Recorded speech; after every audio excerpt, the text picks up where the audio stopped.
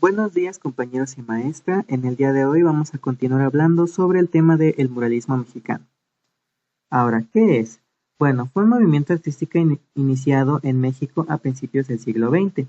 Desde 1910 se propuso que los mexicanos pintaran sus obras en edificios públicos. Sin embargo, no fue hasta 1921 que empezó el movimiento muralista. Este empezó a ganar prestigio internacional no solo porque fuera una corriente artística, sino también porque era un movimiento social y político, pues los muralistas retrataban temas como la lucha de clases, la revolución y el hombre indígena. Ahora, la pintura mural es casi siempre un elemento decorativo de la arquitectura. El mural debe contener una historia en las pinturas y por este motivo también se utiliza como método didáctico. Las principales características de este arte son monumentalidad, la cual no solo está dada por el tamaño de la pared, sino también por cuestiones compositivas de la imagen. Y también tenemos la poliangularidad, que hace referencia a los distintos puntos de vista y tamaños del plano, los cuales pueden estar en un mismo campo plástico. Luego, también tenemos las diferentes técnicas, que la primera es pintura mural, que tradicionalmente la técnica original de la pintura mural renacentista fue el fresco y sus variantes. La aplicación de óleo y posteriormente las sintéticas son técnicas características del muralismo actual. El segundo es relieve escultórico, en el que la obra se trabaja en un sobrerelieve o un bajorrelieve dependiendo de su espesor. También puede realizarse en materiales como cemento, piedra reconstruida, mármol, etc. El tercero es mural cerámico, en el cual los murales de mosaico son horneados para fijar los colores para después adherirse al vidrio. Y finalmente tenemos el cuarto, que son teselas, que son aplicados tanto en pisos como en muros, que se componen de materiales que no son cerámicos como los mármoles, arcillas y vidrio.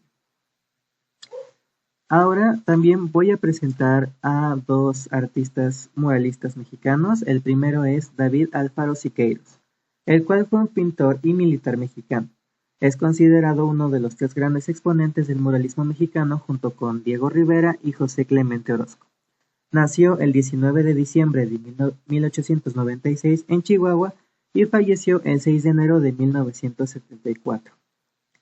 Siqueiros, a la edad de 18 años, él y sus amigos de la Escuela de Bellas Artes se unieron al ejército constitucionalista de Venustiano Carranza para luchar contra el gobierno de Victoriano Huerta, y cuando Huerta cayó en 1914, Siqueiros se afianzó a la lucha interna postrevolucionaria, pues ahora el ejército tenía que combatir con las facciones políticas de Pancho Villa y Emiliano Zapata. Sin embargo, afortunadamente sus viajes militares por todo el país lo expusieron a la cultura mexicana.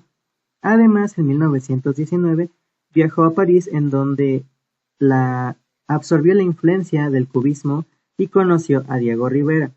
Después viajó a Italia estudiando los grandes pintores del fresco del Renacimiento. Y aunque muchos digan que su carrera artística se interrumpió por sus viajes políticos, Siqueiros dice que la política y el arte están estrechamente relacionados. Finalmente, en 1922 regresó a la Ciudad de México para trabajar como muralista para el gobierno revolucionario de Álvaro Obregón. También no hay que olvidar hablar de su técnica, la cual su forma de pintar es esquemática. Siqueiros intentaba encontrar un dinamismo en las figuras para crear movimiento y además siempre buscaba teorías para experimentar con ellas. Una de las formas en las que creaba movimiento era pintando distintas líneas como un boceto, y estas líneas eran trazos gruesos y negros. Y bueno, la obra que yo elegí fue Nueva Democracia de 1944, la cual Siqueiros fue comisionado para pintar este mural en el Palacio de Bellas Artes. Y bueno, originalmente solo tenía un panel, que es el central, pero ya después agregaron dos más, que son los de los costados de izquierda y de derecha. En el panel central, por cómo está pintada la mujer y las cadenas y todo, representa el empoderamiento, la libertad y la lucha y la unidad. El siguiente muralista es Jorge González Camarena, el cual fue un pintor, escultor y muralista mexicano. Nació el 24 de marzo de 1908 en Guadalajara, Jalisco, y falleció el 20 de marzo de 1980. Él de niño tallaba guijarras, hacía cerámica y elaboraba tiras cómicas que le terminaba vendiendo a sus compañeros de escuela, pero no fue hasta que su familia se mudó a la Ciudad de México en donde su profesor de primaria, Francisco Centeno, le recomendó ingresar a la Academia de San Carlos. A los 14 años empezó a asistir ahí y poco después se volvió ayudante de Gerardo Murillo. En 1932 se le comisionó para restaurar los frescos del siglo XVI del convento de Puebla y en 1939 pintó su primer mural, Alegoría de Sin Pan, en el Hotel Fundición de Hidalgo, que lamentablemente no pude encontrar una imagen. Y finalmente, en 1978, 2 años antes de su muerte, pintó su último mural, Trilogía de Saltillo, en Saltillo, Coahuila, que es el que estamos viendo en pantalla.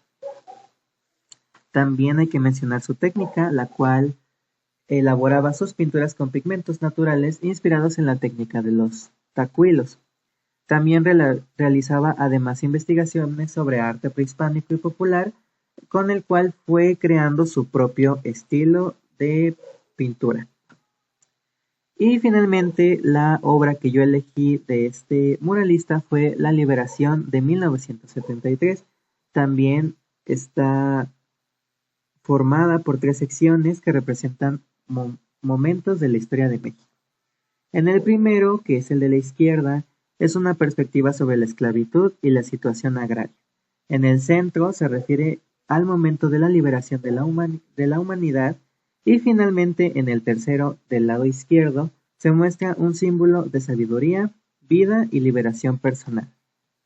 Y pues eso es todo. Muchas gracias por su atención.